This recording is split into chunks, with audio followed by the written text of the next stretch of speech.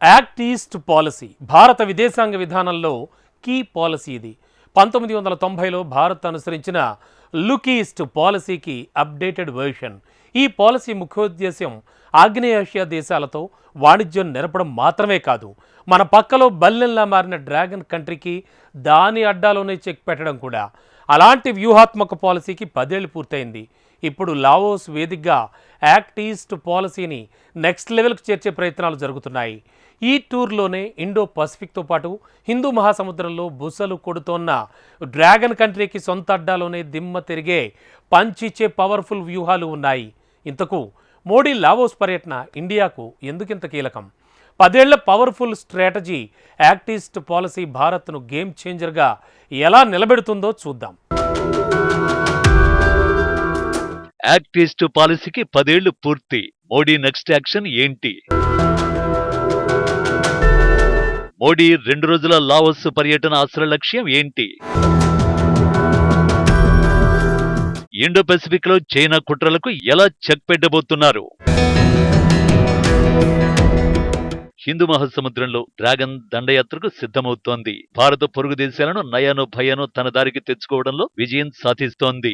ప్రశాంతంగా ఉన్న దేశాల్లో సంక్షోభ చిచ్చు రగిల్చి భారత్కు వ్యతిరేకంగా తనకు అనుకూలంగా మార్చేసుకుంటోంది. శ్రీలంక మొదలు మాల్దీవులు, నేపాల్, బంగ్లాదేశ్ ఇలా చెప్పుకుంటూ పోతే చాలా దేశాలు డ్రాగన్ గుప్పెట్లోకి వెళ్లిపోయాయి. ఫలితంగా ఇండియాకు అన్ని వైపుల నుంచి ముప్పు అంతకంతకు పెరిగిపోతున్న పరిస్థితి. అలానే చైనా కుట్రల్ని నేరుగా ఎదుర్కొనే అవకాశం లేదు. ఎందుకంటే ఆ దేశం కూడా మనతో డైరెక్ట్ యుద్ధం చేయడం లేదు. మరి ఈ సమస్య నుంచి ఎలా బయటపడాలి? దీనికి సమాధానమే యాక్ట్ ఈస్ట్ పాలసీ. దాదాపు 2 దశాబ్దాల క్రితం భారత్ అనుసరించిన లుక్ ఈస్ట్ పాలసీకి అప్డేటెడ్ వర్షన్ ఇది. ఈ పాలసీ ముఖ్య ఉద్దేశం ఆగ్నేయాసియాలో ఉన్న దేశాలతో సంబంధాలు పెంచుకోవడం. ఆగ్నేయాసియా దేశాలతో సంబంధాలు మెరుగుపడినంత మాత్రాన ఏం జరుగుతుంది అంటారా? అసలు లెక్క అక్కడే ఉంది. హిందూ మహాసముద్రంలో డ్రాగన్ తోక కత్తిరించే వ్యూహం అక్కడే ఉంది. భారత విదేశాంగ విధానంలో ఆసియాన్తో బంధం కీలకంగా ఉంది. ఆసియాన్ 1967 ఆగస్టు 8న థాయిలాండ్లోని బ్యాంకాక్ లో ఏర్పాటైంది. ఆసియాన్ ఏర్పాటైనప్పుడు Indonesia, Malaysia, Singapore, Philippines, Thailand సభ్య దేశాలుగా ఉండేవి. 1984 నుంచి 1999 మధ్య మరో 5 దేశాలు Brunei, Vietnam, Laos, Myanmar, Cambodia ఈ కూటమిలో చేరాయి. సమష్టి ప్రయత్నాలతో ఆగ్నేయాసియా ప్రాంతంలో ఆర్థిక వృద్ధిని, సామాజిక, సాంస్కృతిక పురోగతిని వేగవంతం చేయడం, ప్రాంతీయ శాంతి, సుస్థిరతలను సాధించడం కూటమి ప్రధాన లక్ష్యాలు. కూటమి ప్రధాన కార్యాలయం ఇండోనేషియా రాజధాని జకార్తాలో ఉంది. ఆసియాన్తో భారత్ బంధం బలోపేతం కావడంలో 1990లో తీసుకొచ్చిన లుక్ ఈస్ట్ విధానం ముఖ్య పాత్ర పోషించింది. ఈ విధానాన్ని విస్తృతపరుస్తూ మరింత క్రియాశీలం చేస్తూ యాక్ట్ ఈస్ట్ విధానాన్ని 2014లో భారత్ ప్రకటించింది. ప్రస్తుతం యాక్ట్ ఈస్ట్ పాలసీకి 10 ఏళ్లు పూర్తయ్యాయి. సరిగ్గా ఇలాంటి సమయంలోనే లావోస్ వేదికగా 21వ ఆసియాన్ ఇండియా సమిట్, 19వ తూర్పు ఆసియా సదస్సులు జరుగుతున్నాయి. ఆ సదస్సుల కోసమే ప్రధాని మోడీ లావోస్ వెళ్లారు. భారత విదేశాంగ విధానంలో కీ ప్లేయర్ గా ఉన్న యాక్ట్ ఈస్ట్ పాలసీకి 10 ఏళ్లు పూర్తయిన వేళ ఈ లావోస్ టూర్ చాలా ప్రత్యేకం. 21वीं सदी एशियन सेंचुरी भारत और आसियान देशों की सेंचुरी है। आज जब विश्व के कई हिस्सों में संघर्ष और तनाव की स्थिति है, तब भारत और आसियान की मित्रता, समन्वय, संवाद और सहयोग बहुत ही महत्वपूर्ण है। आसियान की सफल अध्यक्षता के लिए मैं लाओ पीडीआर के प्रधानमंत्री सोनसाई सिपांदोन को हार्दिक बधाई देता हूं। मुझे विश्वास है कि आज की हमारी बैठक भारत और आसियान साझेदारी में नए आयाम जोड़ेगी। దక్షిణ చైనా సముద్రంలో ప్రాంతీయ ఉద్రిక్తతలు, మయన్మార్లో అంతర్యుద్ధం, 21వ ఆసియన్ ఇండియా సమిట్, 19వ తూర్పు ఆసియా సదస్సుల అసలు అజెండాలు ఇవే. దక్షిణ చైనా సముద్రంలో చిన్న పెద్ద కలిపి సుమారు 250 వరకు దీవులుంటాయి. ఆటుపోట్ల కారణంగా కొన్ని దీవులు కొన్ని నెలల పాటు నీళ్లలో మునిగి ఉంటాయి, కొన్ని పూర్తిగా మునిగే ఉంటాయి. ఈ ప్రాంతం హిందూ పసిఫిక్ మహాసముద్రాల మధ్య ఉంటుంది. దీని చుట్టూ China, Taiwan, Vietnam, Malaysia, Indonesia, Brunei, Philippines దేశాలు ఉంటాయి. అయితే ఆక్రమణకాంక్షతో రగిలిపోతున్న చైనా మాత్రం ఈ మొత్తం ప్రాంతం తమదేనని వితండవాదం చేస్తోంది. భావిస్తోంది. దాదాపు అన్ని దేశాలు ఈ ప్రాంతంలో తమకు కూడా వాటా ఉందని ప్రకటించుకున్నాయి. వాస్తవానికి రెండో ప్రపంచ యుద్ధ సమయంలో దక్షిణ చైనా సముద్ర ప్రాంతం 1939 నుంచి 1945 వరకు జపాన్ ఆధీనంలో ఉంది. ఆ యుద్ధంలో జపాన్ ఓటమి తర్వాత దానిని స్వాధీనం చేసుకోవడానికి చైనా నౌకల్ని పంపింది. యుద్ధం తర్వాత చైనా ప్రభుత్వం 30 లక్షల చదరపు కిలోమీటర్లలో ఎక్కువ భాగం తనదిగా అన్ని ద్వీపాలను ఒకే రేఖ మీద చూపిస్తూ ఓ మ్యాప్ విడుదల చేసింది. నాటి నుంచి దక్షిణ చైనా సముద్రంలోకి ఇతర దేశాలను అడుగు పెట్టనివ్వడం లేదు. నిజానికి చైనా ప్రకటించిన 9 డాష్ లైన్ రేఖపై ప్రపంచవ్యాప్తంగా భిన్నాభిప్రాయాలు ఉన్నాయి. కానీ ఈ ప్రాంతం తనదని చెప్పుకునేందుకు చైనా ఇప్పటికీ అదే మ్యాప్ను ఉపయోగిస్తోంది.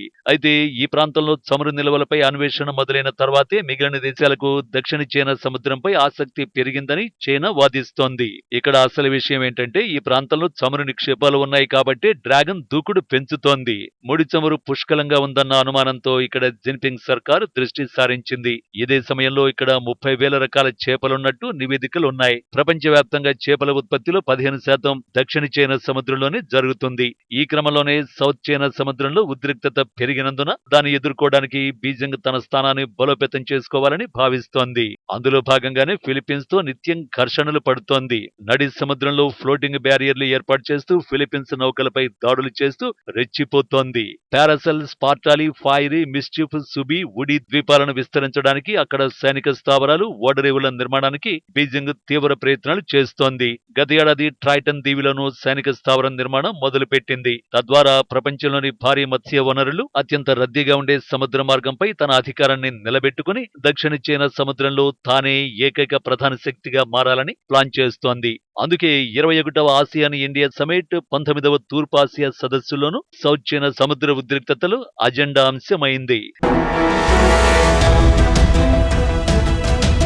ఇక లావోస్ సమావేశాల రెండో అజెండా మయన్మార్ అంతర్యుద్ధం విషయానికే వస్తే, మయన్మార్లో 2021లో ఆంగ్ సాన్ సూకీ నాయకత్వంలోని ప్రజాస్వామ్య ప్రభుత్వాన్ని కూలదోసి సైనిక కూటమి అధికారం చేపట్టినప్పటి నుంచి అంతర్యుద్ధం జరుగుతోంది. మరోవైపు ప్రజాస్వామ్య అనుకూల గ్రూపులు పలు ప్రాంతాల్లో సమాంతర ప్రభుత్వాన్ని నడిపిస్తున్నాయి. ఈ క్రమంలో రెండు వర్గాల మధ్య తీవ్ర ఘర్షణలతో మయన్మార్లో అంతర్యుద్ధం తీవ్రమైంది. ఈ దాడుల్లో త్రీ బ్రదర్హుడ్ అలయన్స్ కీలక పాత్ర పోషిస్తోంది. ఇందులో దేశంలో అత్యంత శక్తివంతమైన సాయుధ తిరుగుబాటు సంస్థలుగా పేరున్న మయన్మార్ జాతీయ ప్రజాస్వామ్య కూటమి సైన్యం, టాంగ్ జాతీయ విమోచన సైన్యం, అరాకన్ ఆర్మీ కూడా పాల్గొంటున్నాయి. ఈ క్రమంలోనే పక్కనే ఉన్న భారత్ లోకి మయన్మార్ నుంచి భారీ ఎత్తున ప్రజలు, సైనికులు వలస వస్తున్నారు. ఈ పరిణామాలు మన దేశానికి శాపంగా మారాయి. ఈ ఏడాది జనవరిలో మయన్మార్ సరిహద్దుల్లో కంచె ఏర్పాటు చేయనున్నట్టు అమిత్ షా ప్రకటించారు. బంగ్లా సరిహద్దులో కంచె ఏర్పాటు చేసుకున్నామని, అదే తరహాలో మయన్మార్ సరిహద్దులో కూడా 1643 కిలోమీటర్ల మేర కంచె ఏర్పాటు చేసేందుకు ప్లాన్ చేస్తున్నట్లు చెప్పారు. ఈ ప్రకటనే మయన్మార్ నుంచి వలసల ముప్పు భారత్పై ఏ స్థాయిలో ఉందో చెప్పింది. మణిపూర్ అల్లర్లకు మయన్మార్ నుంచి అక్రమ వలసలే కారణమని నివేదికలు చెబుతున్నాయి. ఏం చేసినా ఈ పరిస్థితులకు చెక్ పెట్టాలి అన్నదే 21వ ఆసియాన్ ఇండియా సమిట్, 19వ తూర్పు ఆసియా సదస్సుల రెండో అజెండా. నిజానికి ఇండో పెసిఫిక్ హిందూ మహాసముద్రంలో డ్రాగన్ కు చెక్ పెట్టడంలో ఎప్పటికైనా కీలక పాత్ర పోషించేది భారతే. పైగా ఆ దేశంతో అందరికంటే ఎక్కువ ముప్పు ఎదుర్కొంటోంది ఇండియానే. అందుకే యాక్ట్ ఈస్ట్ పాలసీలో భాగంగా ప్రధాని మోడీ ఎప్పుడూ యాక్షన్ మార్చారు. దానికి బెస్ట్ ఎగ్జాంపుల్ ఇటీవల బ్రూనై, సింగపూర్ పర్యటనలే. సెప్టెంబర్ మొదటి వారంలో ఈ రెండు దేశాల్లో పర్యటించారు మోడీ. ఇండో పెసిఫిక్ లో బ్రూనై కీలక భాగస్వామి. 10 దేశాల association of south east Asian nations లోనూ బ్రూనై సభ్య దేశం.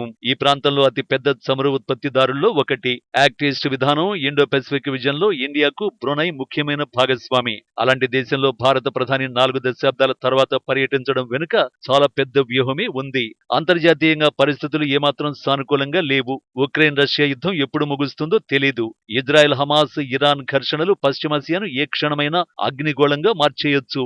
అదే జరిగితే మన దేశానికి కూడా కష్టాలు మొదలవుతాయి. క్రూడాయిల్ దిగుమతులపైనే ఆధారపడ్డ భారత్ కు మిడిల్ ఈస్ట్ ప్రశాంతంగా ఉండడం అవసరం. కానీ ఆ పరిస్థితులు అక్కడ కనిపించడం లేదు.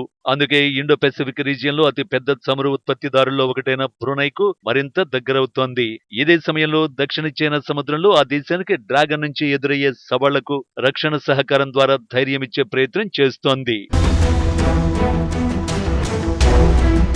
అయితే యాక్ట్ ఈస్ట్ పాలసీలో చైనాకు చెక్ పెట్టే అసలు వ్యూహం బ్రూనై పర్యటన ఒకటి కాదు, సింగపూర్ టూర్ కూడా. ఆ మాటకొస్తే ఆ దేశ పర్యటనలోనే ఉంది అసలు కథంతా. బ్రూనై పర్యటన తర్వాత మోడీ సింగపూర్ లో అడుగుపెట్టారు. ఈ పర్యటనలోనూ రెండు దేశాల మధ్య కీలక ఒప్పందాలు కుదిరాయి. వాటిలో వాణిజ్యం, రక్షణ రంగాలతో పాటుగా పరస్పర సహకారానికి సంబంధించిన ఒప్పందాలు ఉన్నాయి. మూడో అతి పెద్ద ఆర్థిక వ్యవస్థగా ఎదగాలన్న భారత్ లక్ష్యంలో సింగపూర్ కీలక భాగస్వామి. భౌగోళికంగా సింగపూర్ చిన్నదే కావచ్చు, వ్యూహాత్మకంగా మాత్రం చాలా పెద్దది. ఆ దేశం ఆసియా, యూరప్నకు సంబంధించిన మేజర్ వాణిజ్య మార్గంలో ఉంటుంది. కేవలం 50 లక్షల మంది జనాభా మాత్రమే ఉన్న వ్యూహాత్మక ప్రాంతంలో ఉండడంతో ఆల్మోస్ట్ అన్ని దేశాలు సింగపూర్ తో సత్సంబంధాలు కోరుకుంటాయి. భారత్ కు కూడా సింగపూర్ తో మంచి సంబంధాలే ఉన్నాయి. ఆసియా దేశాల్లో భారత్ వాణిజ్యాన్ని నడిపే దేశాల్లో సింగపూర్ రెండో స్థానంలో ఉంది.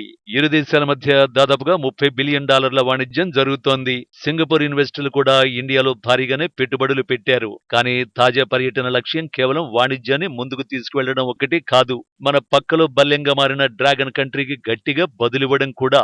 సింగపూర్ సైతం ఇండియాకు దగ్గరవడానికి అదే రీజన్. ఎందుకంటే 1965లో సింగపూర్ కు స్వాతంత్ర్యం వచ్చిన తర్వాత చైనా, ఇండోనేషియా, మలేషియా పెత్తనం నుంచి కాపాడుకోవడానికి ఇండియా సహకరించింది. ఆ రోజు నుంచి సింగపూర్ కూడా భారత్ విషయంలో ఎప్పుడూ సానుకూలంగానే ఉంటూ వస్తోంది. దక్షిణ చైనా సముద్రం, హిందూ మహాసముద్రం, పసిఫిక్ మహాసముద్రాన్ని సింగపూర్ కనెక్ట్ చేస్తుంది. అలాంటి దేశం ఎవరి గుప్పిట్లో ఉంటే వారికి ప్రపంచంపైనే ఆధిపత్యం చెలాయించే అవకాశం దొరుకుతుంది. ఈ విషయం డ్రాగన్ కంట్రీకి తెలుసు. అందుకే ఈ దేశంపై ఎప్పటినుంచో డ్రాగన్ కన్ను పడింది. భారత పొరుగు దేశాలను నయానో భయానో తన దారికి తెచ్చుకున్నట్టే సింగపూర్ ను కూడా తన గుప్పెట్లో పెట్టుకోవాలి అనేది జిన్పింగ్ ప్లాన్. కానీ అందుకు ఆ దేశం సిద్ధంగా లేదు. ఎందుకంటే చైనా కుటిల కుట్రలేంటో సింగపూర్ కు తెలుసు. భారత్ కు అత్యంత ప్రాధాన్యం ఇవ్వడం వెనుక కారణం అదే. భారత్, సింగపూర్ మధ్య రక్షణ రంగంలో బలమైన బంధం ఉంది. దశాబ్ద కాలంలో ఈ బంధం మరింత బలపడింది కూడా. ఎంతగా అంటే ఇండియన్ ఎయిర్ ఫోర్స్ ఫైటర్ జెట్లు సింగపూర్ బేస్లను ట్రైనింగ్ మిషన్ల కోసం వాడుకుంటున్నాయి. దీంతో పాటు భారత నేవీకి చెందిన నౌకలకు చాంఘై నేవల్ బేస్ లోకి ఎంట్రీ ఉంటుంది. రీఫ్యూయల్, రీస్టాక్, రీఆర్మ్ సంబంధించి ఇండియా సింగపూర్ తో ఒప్పందం చేసుకుంది. సింపుల్ గా చెప్పాలంటే హిందూ మహాసముద్రంలో డ్రాగన్ కయ్యానికి కాలు దువ్వితే సింగపూర్ నుంచి దక్షిణ చైనా సముద్రంలో ఆ దేశంపై యుద్ధం చేసే అవకాశం ఇండియాకు ఉంటుంది. అందుకే సింగపూర్ తో దోస్తీ భారత్ కు అంత కీలకం. ఇవన్నీ యాక్ట్ ఈస్ట్ పాలసీతోనే సాధ్యమయ్యాయంటే అతిశయోక్తి కాదు. అలాంటి పవర్ఫుల్ పాలసీకి 10 ఏళ్లు పూర్తయిన వేళ లావోస్ వేదికగా జరుగుతున్న 21వ ఆసియాన్ ఇండియా సమిట్, 19వ తూర్పు ఆసియా సదస్సులో ఎలాంటి నిర్ణయాలు ఉంటాయో కొత్తగా చెప్పాల్సిన అవసరం లేదు.